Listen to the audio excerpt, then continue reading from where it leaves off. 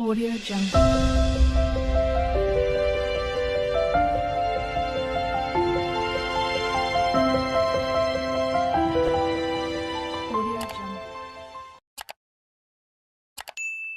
सत साहिब बोलो सतगुरुदेव की जय। बंदी छोड़ कबीर परमेश्वर जी की जय। बंदी छोड़ गरीबदास जी महाराज जी की जय। स्वामी रामदेवानंद जी गुरु महाराज जी की जय हो।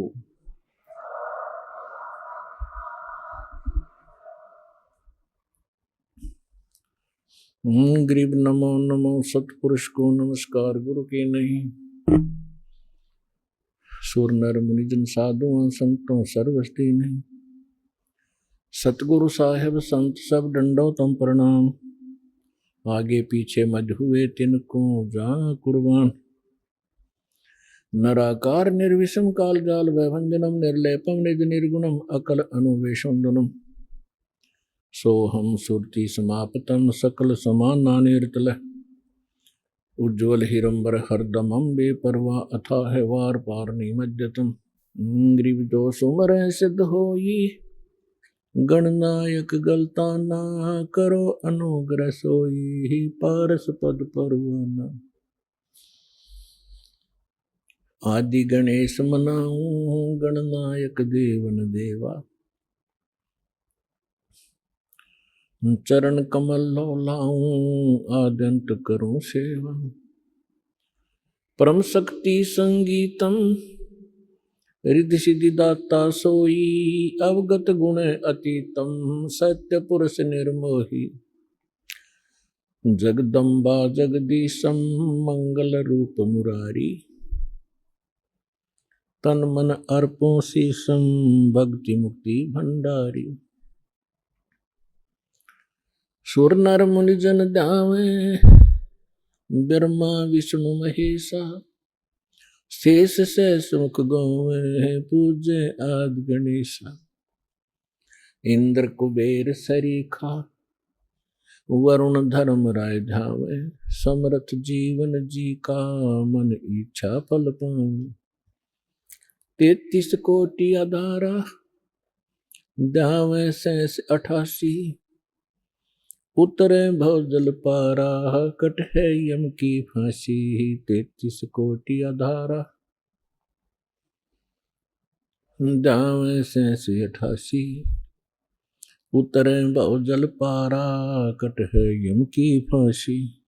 कर जोरूं विनती करूं धरूं चरण पर शीश। गुरु जी राम देवानंद जी महाराज ने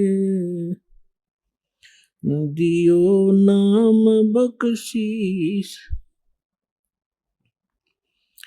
कोटि कोटि सिजदा करूं कोटि कोटि प्रणाम।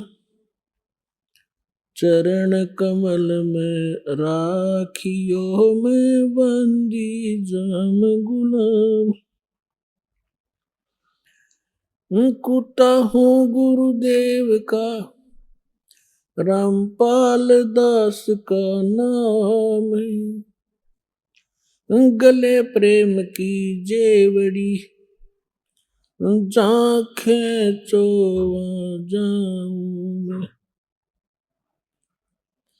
तो करो तो बावड़ू दूर दूर करो तो जाऊं।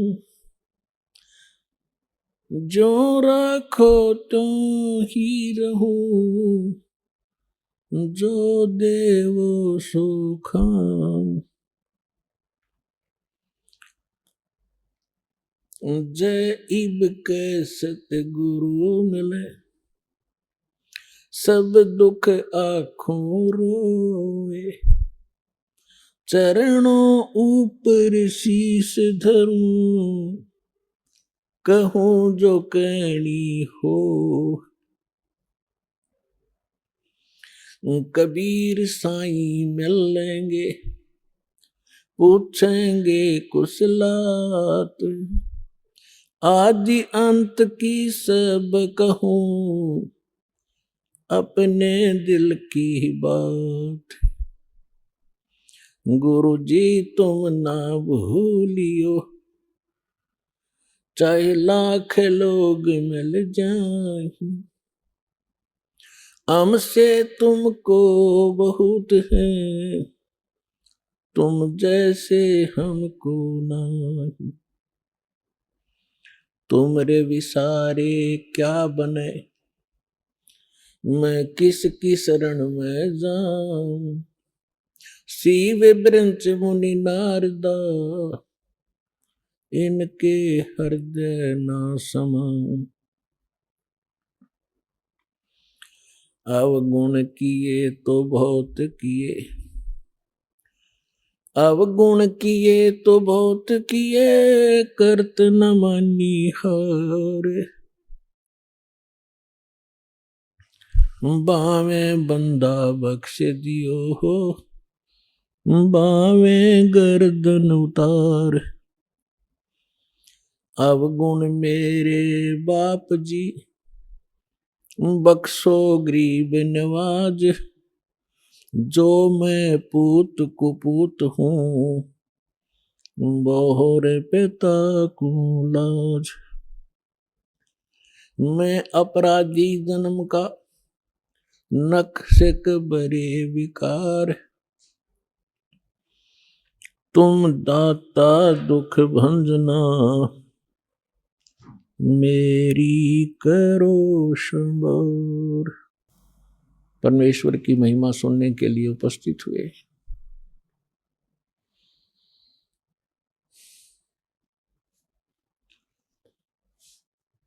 जिस पुण्यात्मा के, जिस प्राणी के युगों युगों के शुभ संस्कार उदय होते हैं, उनको मानव शरीर प्राप्त होता है।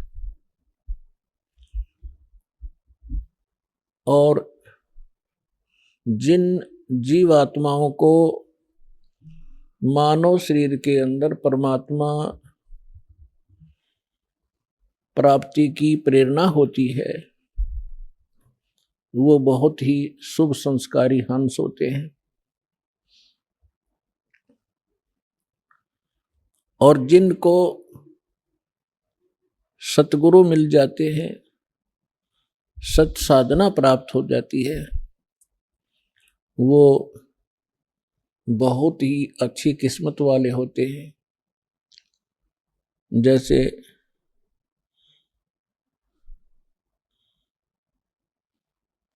Good better best.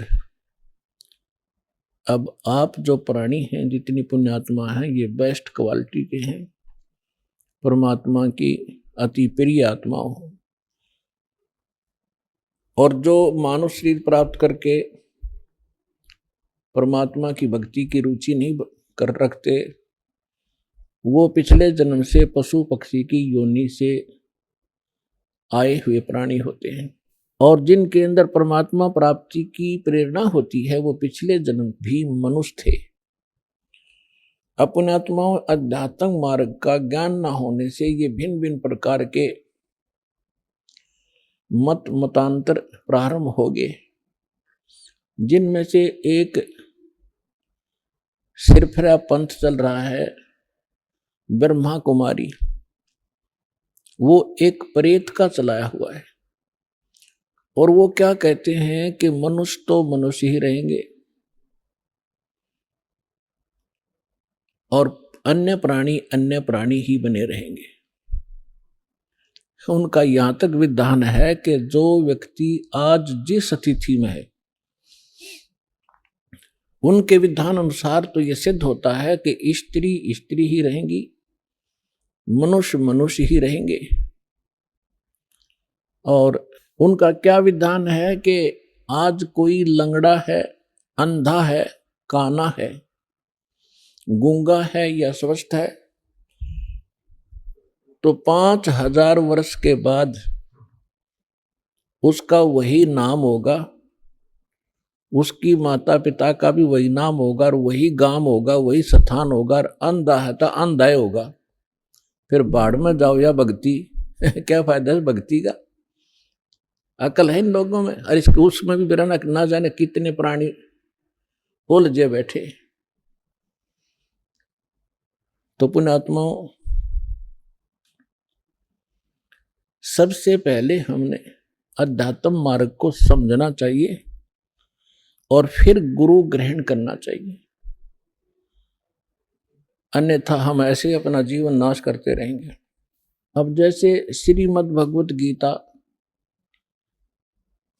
अध्याय नंबर 2 के श्लोक नंबर 53 में गीता ज्ञानदाता कहता है कि अर्जुन, जिस समय तेरी बुद्धि भिन्न भिन्न प्रकार के भ्रमित करने वाले वचनों से हटकर एक परमात्मा के यथार्थ ज्ञान पर टेक जाएगी, स्थिर हो जाएगी, तब तू योग को प्राप्त होगा। अर्थात तब तू योगी बनेगा, भगत बनेगा। योगी मीन परमात्मा के पाने के लिए प्रयत्नशील व्यक्ति, उसको भक्त कहो, योगी कहो, साधक कहो। तो आज तक जितने भी मत हैं, जितने पंथ हैं, सबके भिन्न भिन्न विचार हैं, भिन्न भिन्न साधनाएं हैं। परमात्मा की परिभाषा से भी वो लोग परिचित नहीं है। तो उसके लिए परमात्मा आते हैं। आप जी को बहुत बार समझाया है, बहुत बार ज्ञान सुनाया है और सुनाते ही रहेंगे, क्योंकि ये ऐसा अनमोल ज्ञान है जो आपको दोनों लाभ देता है। जैसे कोई रोगी होता है और वो उसको भूख नहीं लगती, जबर जिसको हो जाता है,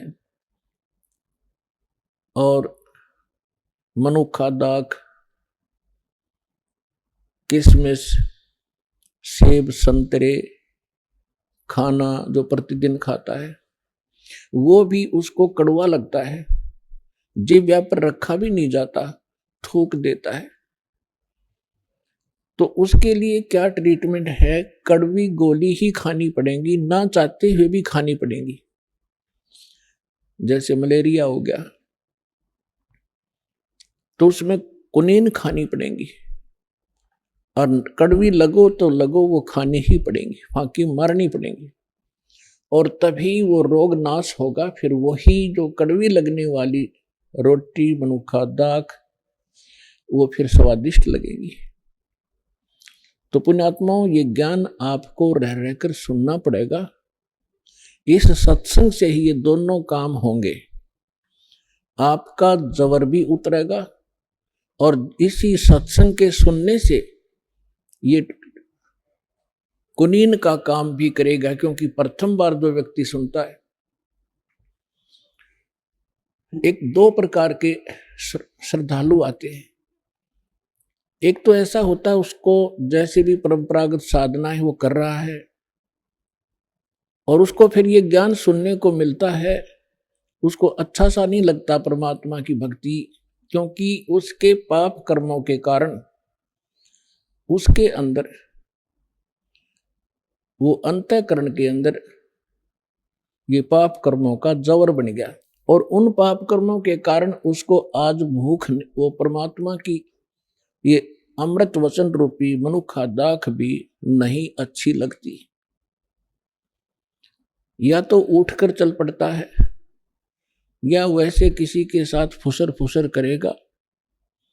उसको ये कह दिया जाए कि भाई शोर ना करे, सत्संग सुनने दे, तो या तो उठकर चला जाएगा या लटके लेने लग जाएगा, बैठा बैठा नींद लेगा। तो वो उसके अंदर पाप कर्मों का इतना प्रभाव है कि उसको ये अच्छी नहीं लगती परमात्मा की कथा। तो उसका यही उपाय है कि वो ना चाहते हुए बैठा रहे और सुनता रहे, अच्छी लगो ना लगो। इस वाणी के अंदर इतनी शक्ति है कि कुछ पापों को इस वाणी के श्रवण मात्र से और इस वाणी के चल रहे इसकी रेंज में वैसे भी बैठे रहने से कुछ पाप नाश होते हैं, जो ज्ञान यज्ञ से ही हुआ करते हैं। तो इसलिए पुण्यात्माओं, उस उसको ये कुनीन का भी काम करेंगी। और जब वो जबर उतर जाएगा, अंतःकरण के अंदर जो पाप प्रभाव था वो कम हो जाएगा, उसके बाद फिर ये मनुखा दाख का भी काम करेगी। इतनी अच्छी लगेगी, जैसे बुखार उतरने के बाद स्वस्थ हो जाता है प्राणी, फिर उन्हीं रोटियों को न सब्जी की आवश्यकता समझता, इतनी जबरदस्त भूख लगती है। भूख लगी होती है, घर वाले कहते हैं सब्जी बना देते हैं, रोटी तो है, वो कहता रोटी आन दे, सब्जी फिर देखूंगा। इतनी जबरदस्त भूख लगती है। और जब उसमें वो अस्वस्थ होता है, चाहे 3 प्रकार की सब्जी बना दे, नहीं खा सकता। तो पुण्यात्माओं, जिन पुण्यात्माओं की ये पाप कर्म अंतःकरण के समाप्त हो गए, उनकी आत्मा स्वस्थ होगी इस ज्ञान के सुनने से।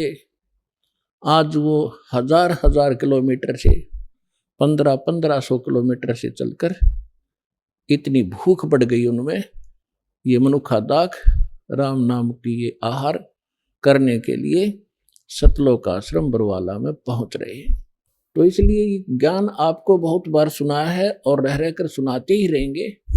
ये दोनों काम करेगा। जिसको किसी कारण से भी कोई फिर से अस्वस्थ आत्मा होने लगती है, तो इस ज्ञान के सुनने से, ये एंटीबायोटिक कैप्सूल खाने से वो फिर से पाप नाश हो जाते हैं, आत्मा फिर स्वस्थ हो जाती है। क्योंकि अपने जीवन में छोटे मोटे रोग आ ही जाते हैं, उनके लिए ट्रीटमेंट चलता रहता है, जीवन बना रहता है। ठीक इसी प्रकार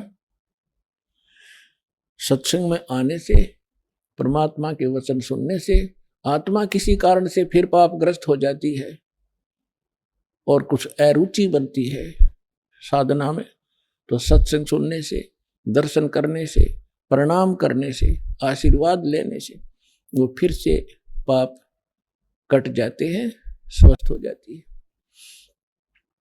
तो इसलिए आप जी ने सत्संग को रह रहकर सुनना चाहिए, एक सत्संग की तरह सुनना चाहिए। समय निकालो, घर पे कभी बैठे हो, छुट्टी हो, सत्संग चलाओ, एकाग्रचित से सुनो, एक एक वाणी पर ध्यान दो, क्या कहा जा रहा है। फिर उसको को छोटी मोटी मन में दोष होता है तो फिर वो तुरंत सेट हो जाता है। तो प्रसंग चल रहा है कि वो परमात्मा इस यथार्थ ज्ञान को देने के लिए स्वयं ही आते हैं। सभी वेद प्रमाण करते हैं। ऋग्वेद मंडल नंबर 9 सूक्त नंबर 1 मंत्र 8 और 9 में, ऋग्वेद मंडल नंबर 9 और सूक्त 20 मंत्र 1 में, ऋग्वेद मंडल नंबर 9 सूक्त 86 मंत्र 26 और 27 में, ऋग्वेद मंडल नंबर 9 सूक्त 82 मंत्र 1 2 3 में, ऋग्वेद मंडल नंबर 9 सूक्त 54 मंत्र 3 में, ऋग्वेद मंडल नंबर 9 सूक्त 94 के मंत्र 1 में, ऋग्वेद मंडल नंबर 9 सूक्त 95 के मंत्र 2 में, ऋग्वेद मंडल नंबर 9 सूक्त 96 के 96 के मंत्र 16 से लेकर 20 तक, और भी अनेक स्थानों पर, यजुर्वेद अध्याय नंबर 29 मंत्र 25 में, और भी बहुत से स्थानों पर परमात्मा की महिमा का वर्णन है। उसमें क्या लिखा है कि वो पूर्ण परमात्मा जिसने सारी सृष्टि की रचना की है, जिसने सब जीवात्माओं को भी उत्पन्न किया है, वो ऊपर के लोक में, धूलोक माने तेजो में लोक में, उसके तीसरे पोर्शन में बैठा, टॉप मोस्ट प्लेस पे, और वहां से गति करके आते हैं, और इतनी तेजी से आते हैं जैसे बिजली, विद्युत आके ऊपर आकाशीय बिजली चलती है। और किस उद्देश्य से आते हैं? अच्छी आत्माओं को मिलते हैं, उनको तत्व ज्ञान से परिचित कराते हैं, अपने द्वारा रची हुई सृष्टि को ठीक ठीक वही बताते हैं। तो पुण्यात्माओं, वो परमात्मा चारों युगों में आते हैं।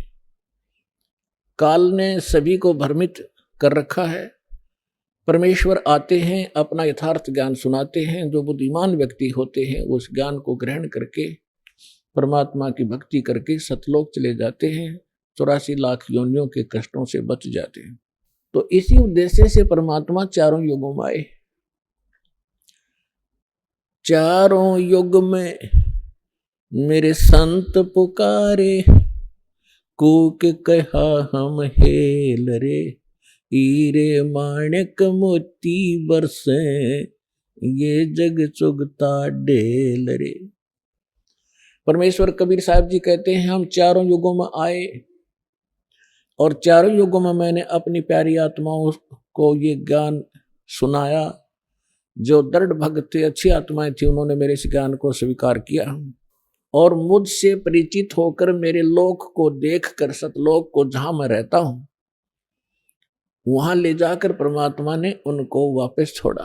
प्रत्येक युग में 1, 2, 4 आत्माओं को ऐसे किया। कलयुग के अंदर जिन महापुरुषों को परमात्मा मिले जो दास के नॉलेज में है और जिनको हम मोक्ष प्राप्त मानते हैं, आदरणीय धर्मदास साहिब जी, आदरणीय मलुकदास साहिब जी, आदरणीय नानक देव साहिब जी, आदरणीय दादू साहिब जी, आदरणीय गरीबदास साहिब जी, गांव छुड़ानी, जिला जज्जर, हरियाणा वाले, आदरणीय घीसा दास साहिब जी, गांव खेखड़ा, जिला बागपुर, उत्तर प्रदेश वाले, आदरणीय स्वामी रामानंद जी, बनारस काशी, उत्तर प्रदेश वाले, इन महापुरुषों को परमात्मा मिले और उनको सचखंड लेकर गए जहां भगवान रहते हैं, जहां हम पहले सभी रहा करते थे। पुण्यात्माओं, ये ज्ञान आज तक काल ने इतना दबा दिया था कि किसी का भनक नहीं पड़ गया और अब ये परमात्मा ने सार्वजनिक करना था, ये समय निर्धारित पहले ही कर दिया था। वो समय आ गया, वो ठीक का समय आ गया अब। तो अब ये पूरे विश्व में फैलेगा और सबको चाह है भगवान की। अब भूल में चाहे कोई कितनी गलती कर रहा है, उस काम को अच्छा मान रहे हैं।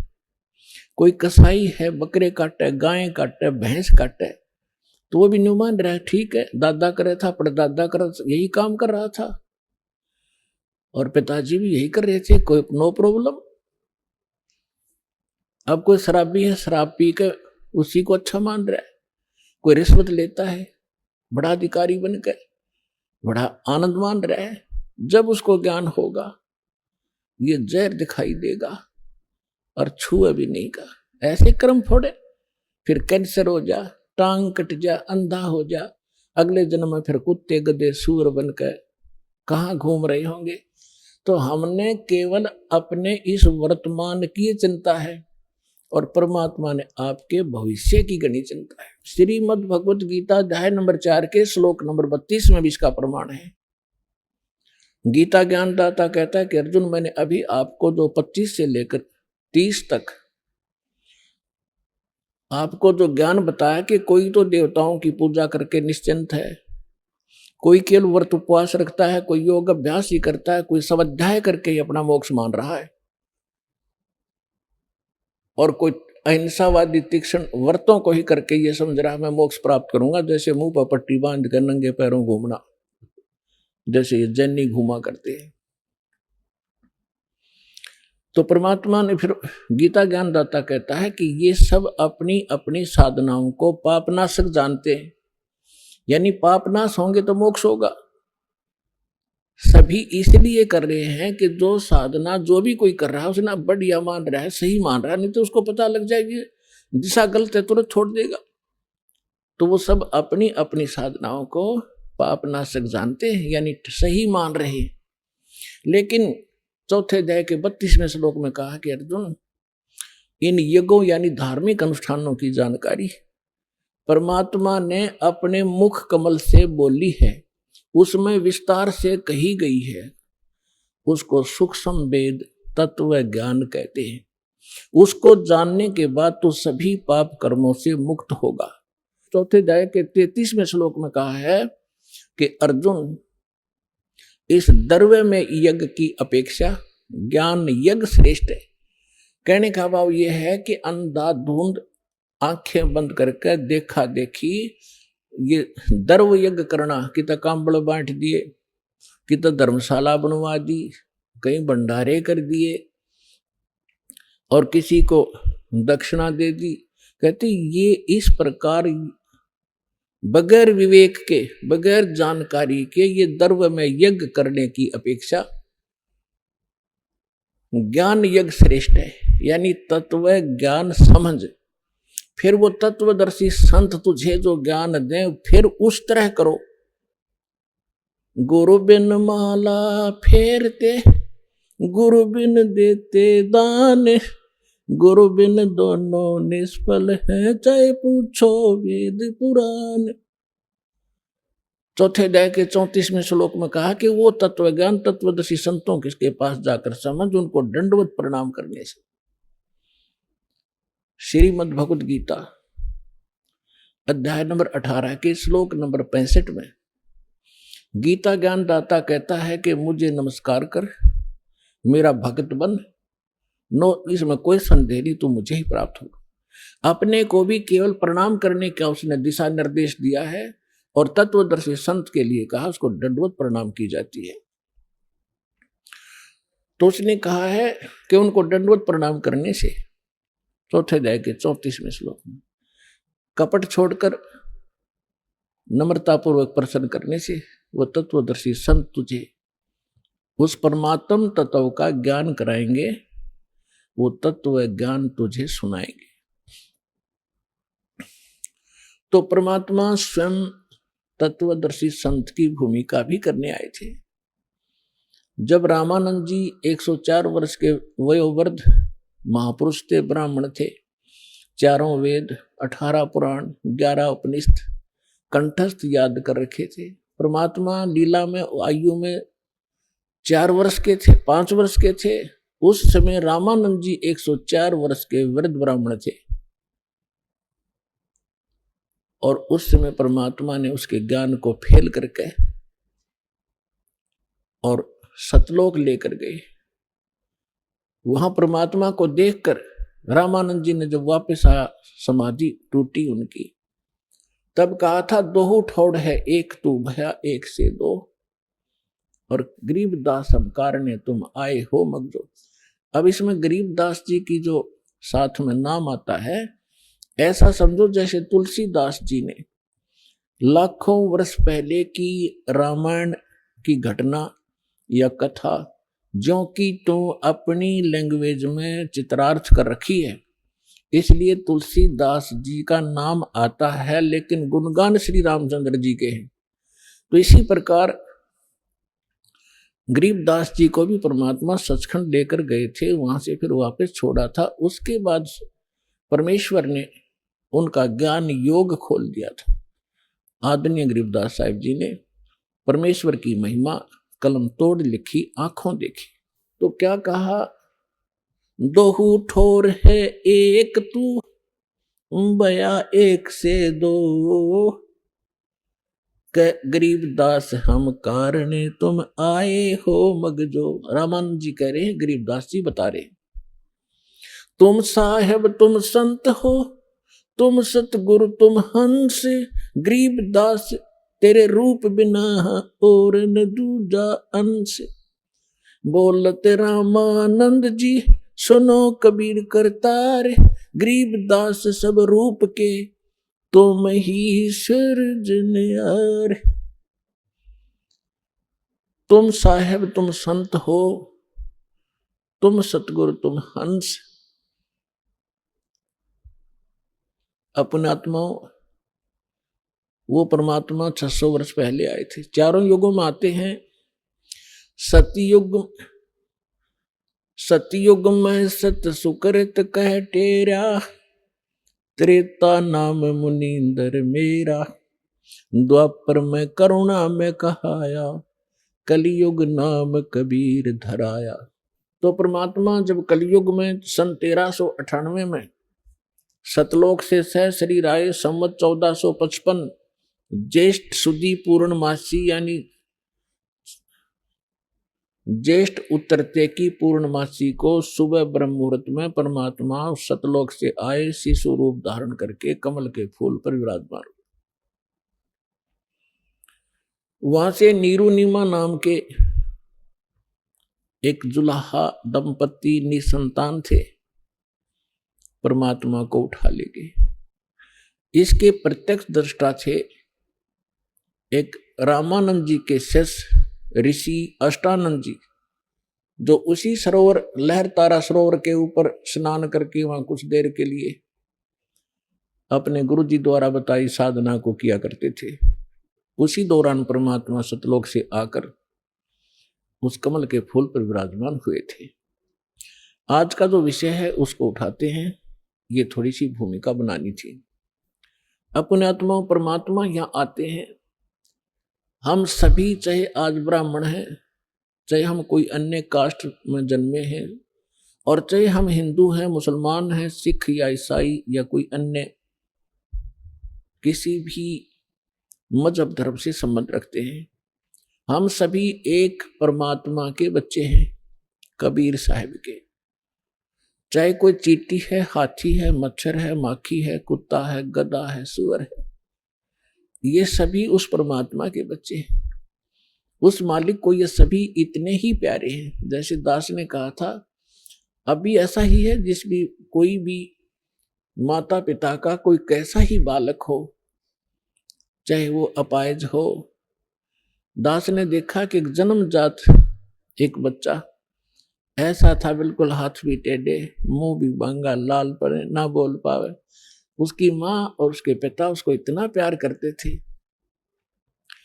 उसको उसकी लाल पूछा करती थी उसकी माँ बुरी तरह, फिर मुंह धो के अच्छे से लाड करती थी, जबकि वो 12-13 साल का उस पर पड़ा रहता था चारपाई पे। तो पुण्यात्माओं, हम उस परम पिता के बच्चे हैं। और आज चाहे कोई गधा है, चाहे सूअर बना है, चाहे कुत्ता बन कर दुख पा रहा है, उस परम पिता को इतने ही प्यारे लगते हैं। चाहे कोई गाय है, भैंस है, मुर्गा है, बकरा है, और जो इनको तंग करता है, खाता है, मारता है, उस परम पिता को बहुत कष्ट होता है। और इस काल ने हमारे साथ ऐसा जुल्म कर रखा है कि वो हमारे पिता के साथ प्रतिशोध ले रहा है। इस निकम्मे ने गलती तक खुद करी वहां, जब इतना वहां सुख सथल था, कोई कमी कहे की थी नहीं। इसके बकवाद भाई तपस्या करी, अलग राज लूंगा, बता, चाहे 100 ब्रह्मांड ले ले, एक चारपाई पर सोना है, चाहे 20 कमरे की कोठी बना ले, एक चारपाई पर एक कमरे में एक कोण में पड़ा रहना है जीव ने, बाकी बकवाद किस लिए। ये इस जैसी ही वृत्ति हमारी होगी। और फिर जब इसने उस लड़की के साथ दुर्व्यवहार किया, गलती आप करी, परमात्मा ने निकाल दिया तो उसका दुश्मन बन गया। अब हम आगे गलती से उस परम पिता के बच्चे इस काल के जाल में, अब इसने प्रतिशोध ले रखे हैं। आप देख लो, जब कोई जीव सुखी हो, सारी ऐसी मर्यादाएं बना दी। जैसे घर में देख लो, घर घर में महाभारत रोज होती है। ऐसा संयोग बना रखा है कि जैसे सास तो होगी 50 वर्ष की और बहू होगी 18 और 20 वर्ष की। अब 50-55 वर्ष के व्यक्ति का और 15-20 वर्ष 18-20 वर्ष के बालक की कदे भी नेचर ना मिले, और दोनों ने घर में रहना, दोनों का खड़ा जो एक्सीडेंट रहेगा, तो चैन होने नहीं देता। इसने इस ढंग से सेट कर दिया। तो पुण्यात्मा, इसका और कोई विकल्प नहीं है। एक तो ज्ञान समझे, और ज्ञान समझ कर फिर उस ज्ञान के आधार से शांति हो सकती है। एक उदाहरण है, एक सास अपनी बहू को बहुत ताड़ती थी, धमकाती, खुरकाती थी, छोटी छोटी बातों पर घना दुखी कराया करती। तो एक दिन उसने उसकी सास को, उसकी एक सहेली बुढ़िया थी, वो कहने लगी कि बहन चल सत्संग सुनकर आते हैं, मैं आज लेट होगी, थोड़ी देर होगी, मुझे अकेली में जा नहीं सकती, तो मेरे साथ चल। वो कभी सत्संग के वो नाम से बहुत चिढ़ा करती, लेकिन उस दिन अपनी सहेली के कारण वो ना नहीं कर सकी। चल तेरे साथ चल पड़ती हूँ, मैं पसंद नहीं करती इन सत्संग ने। इसमें तो सारे आलसी लोग जाते हैं, निकम्मे व्यक्ति जाते हैं जो काम नहीं करते, करके खा ले, लेकर दे दे, यही बात बड़ी। इस तरह के फार्मूले हमारे सभी के थे। तो बुढ़िया चली गई तो वहां ज्ञान सुना। सत्संग में यही बताया जाता है कि जो भाग्य में लिखा है वो तो होना ही होना है। जैसे कोई नुकसान हो गया घर में, कोई करके कुछ नहीं, अपने घर में हानि, और फिर भी हो जाता किसी भी कारण से, तो फिर दूसरे जो बड़े होते हैं वो छोटों के पीछे पड़ जाते हैं। सास बहू के पीछे पड़ जाएगी, इतना नाश कर दिया, तू आगा पीछा नहीं देखती है, घर का नाश करेगी, कड़ा मचवा दे। तो सत्संग में बताया जा रहा था कि नुकसान होना था वो तो हो लिया, वो तो होना ही था। अरे अबे मतलब की राड भी क्यों कराया करो तुम, भगवान पर भरोसा रखो। हो गया हो गया, ना जाने के कैर टूटना था, थोड़े में टल गई। और पुण्यात्मा, साबुन और जल का स्वभाव है, कपड़े का मैल अवश्य उतारेगा जब उसके संपर्क में आ गया, और प्रयोग करने वाला ठीक सा आदमी होगा, जानकार। तो सत्संग में आने से अवश्य आत्मा में चोट लग गए, और अब तक हमने जो ज्ञान सुना था उस पर आधारित हो गए। जब ये सुनाएंगे तो हम क्यों ना इधर डाइवर्ट होंगे। उस बुढ़िया का घड़ी समझ में आएगी, सचमुच होना हो तो हो ही चुका होता है, और बाद में बेमतलब की बकवास राड बढ़ाने वाली बात है वो तो और अशांति फैलती है। उसने दीक्षा भी ले ली।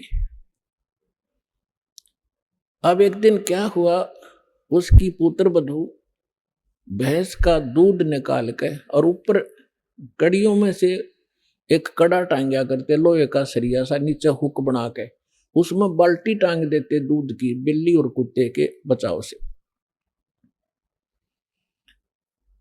तो उसकी पुत्र वधू ने दूध निकाला, 5-6 किलो दूध एक समय का, और उसमें वो टांगने लगी ऊपर ने। उसने वो अंदाजा सा प्रैक्टिस हो रही थी, उसमें लगा के गज के लगते ही शरीर के, और नीचे न करके छोड़ देती थी, वो फिट हो जाता था, उसमें टंग जाता था। उस दिन गलती से दूसरी साइड में लग गया वो, और उसने छोड़ दिया। वो सारी बाल्टी मुंह मुंह आई, सारे फर्श पर दूध फैल गया। अब वो पुत्र वधू दूध की तरफ ना देख रही थी, बुढ़िया की तरफ देख रही थी कि ये तोप के गोले छोड़ेगी। मायूसी होकर देख रही थी। तो बुढ़िया बोली, बेटी कोई बात ना, आज यो हमारे भाग में नहीं था, इसको जैसा भी उठा ले ऊपर ऊपर का और भैंस को पिला दे। अब वह काफी देर सोचती रही कि बुढ़िया ने तो कठिए कई गाड़ी देनी थी, आज या कौन सा स्टेशन पकड़ रही है। काफी देर तो उसको विश्वास हुआ नहीं। उसने सोची यार गुस्से में ऐसे कह रही होगी। फिर उसने सोचा कि तेरा पति आवेगा जब उसने सिखावेगी। उस दिन उसको भी नहीं कुछ बताया उसने। तो उस बुढ़िया, उस लड़की ने, पुत्र वधू ने उस अपनी सास के पैर पकड़ लिए, ना दोनों ने रक्षा करती, और कहा मां मेरे से गलती होगी ना बेटा, कोई बात ना, ये तो होना ही था, ये तो हमारे भाग में आज था ही नहीं, खाम खराड़ बढ़ाया करते हम तो बेटी, कदे कुछ नहीं कूदते थे।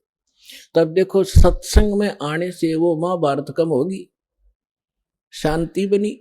तो परमात्मा ही की कृपा से इस गंदे लोक में हम शांत और सुखी हो सकते हैं, और फिर भक्ति करेंगे। उस पुत्र वधू ने भी नाम ले लिया, दीक्षा ले ली, घर में मिनी सतलोक हो गया परमात्मा की कृपा से। तो पुण्यात्मा परमात्मा आकर ज्ञान सुनाया करते थे, और वही ये यथार्थ ज्ञान दिया करते थे। हमारे धर्मगुरु हिंदुस्तान के अंदर मुसलमान और हिंदू ये दो ही मजहब अधिक थे, और ये दोनों परमात्मा के बालक। परमात्मा कहते मैं रोवत हूं सृष्टि को, या सृष्टि रोवे मोहे, गरीब दास इस वियोग को हो, समझ न सकता कोई। मैं रोता हूं आपको, तुम मेरे बच्चे हो, तुम महादुखी हो, जन्म मरण के दुख में से दुखी हो, और यहाँ कुत्ते गधे सुअर बनकर तुम क्या खा रहे हो, और वहां क्या क्या खाया करते थे तुम्हें पता नहीं, झलक भी नहीं सतलोक की। तो इस उद्देश्य से 600 वर्ष पहले मालिक जब 5 वर्ष के हुए, उसी समय उस रामानंद 104 साल के ब्राह्मण के छक्के छुड़ा दिए थे ज्ञान में। आखिर में उस महापुरुष ने करबद्ध होकर माथा टेक दिया था कि तुम परमात्मा हो, तुम स्वामी में बाल बुद्धि, भरम कर्म कियो नाश, गरीब दास निज ब्रह्म तुम, मोहे हो गया दृढ़ विश्वास। रामानंद जी 104 साल के महात्मा, जिसने 1400 ऋषि चेले बना रखे थे, जो उसके द्वारा प्राप्त ज्ञान को प्रचार किया करते थे। अब वो कहता है तुम स्वामी में बाल बुद्धि। पुण्यात्माओं, ब्राह्मण इसको कहते हैं। परमात्मा कहते हैं ब्राह्मण सोए जो ब्रह्म पहचाने। अब वो ब्राह्मण था, उसने ना समाज देखा ना इज्जत देखी, भगवान देखा। एक तरफ तो धानक का लड़का खड़ा, एक तरफ सारा समाज खड़ा।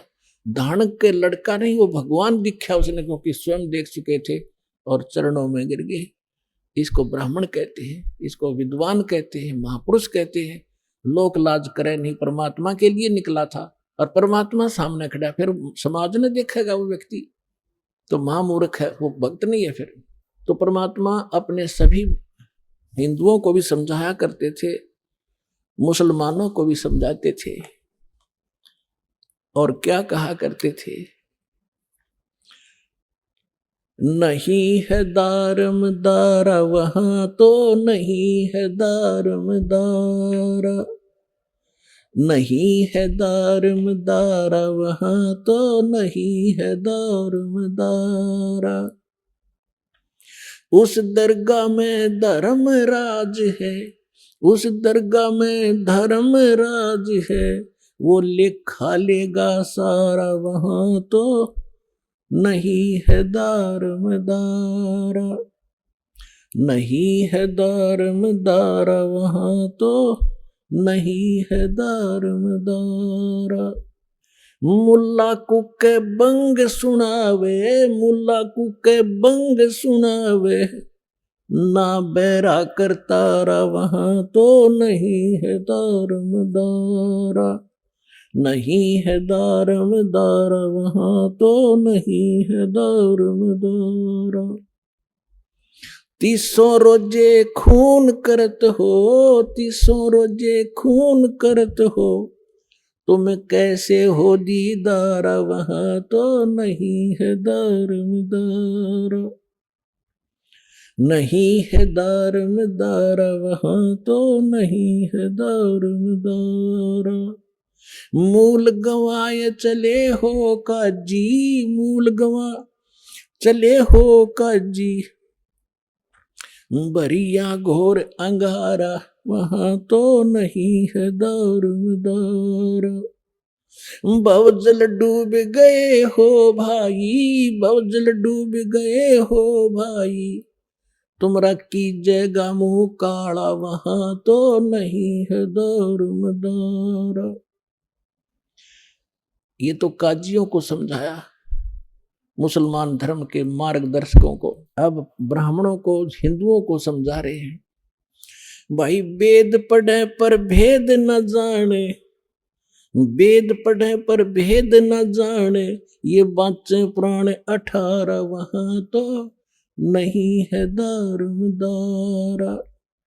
जड़कू अंधा पत्ते खवावे, जड़कू पत्थर की मूर्ति का गनों को फूल चढ़ावे, फल चढ़ावे, और पढ़े वेद और गीता और ओछी साधना करे मनमुखी।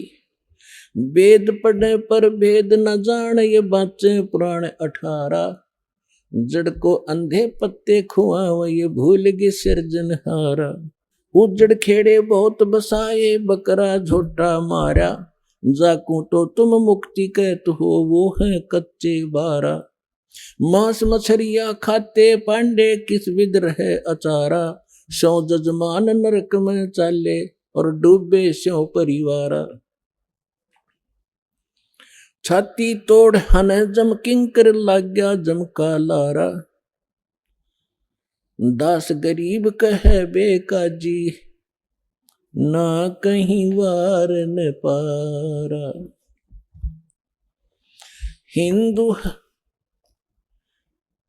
हिंदू हदीरे पूजे ही ये मुस्लिम पूजे घोरे।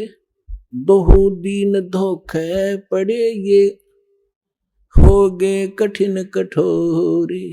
हिंदू तो ये माता मसाणी मंडी मरने के बाद उसकी यादगार बना ली, उसने पूजे। और मुसलमान पूजते हैं उन दरगाहों को जहां कोई संत फकीर पीर रहा हो, उसकी मृत्यु के बाद यादगार बना दी। हिंदू हदीरे पूजे ही ये मुस्लिम पूजे घोरे।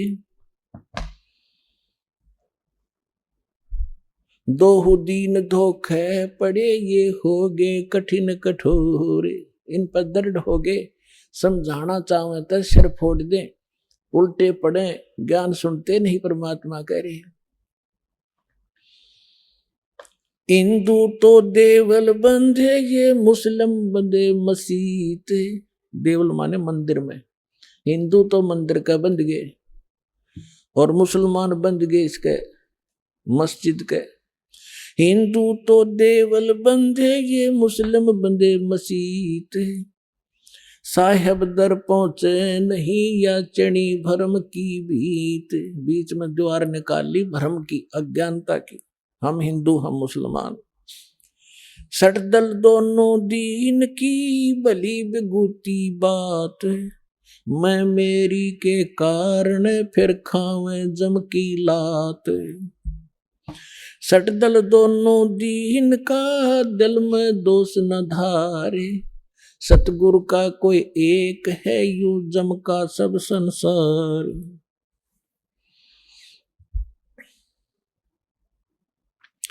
अदम उदाहरण संग है कर प्रतीत पिछाड़ी।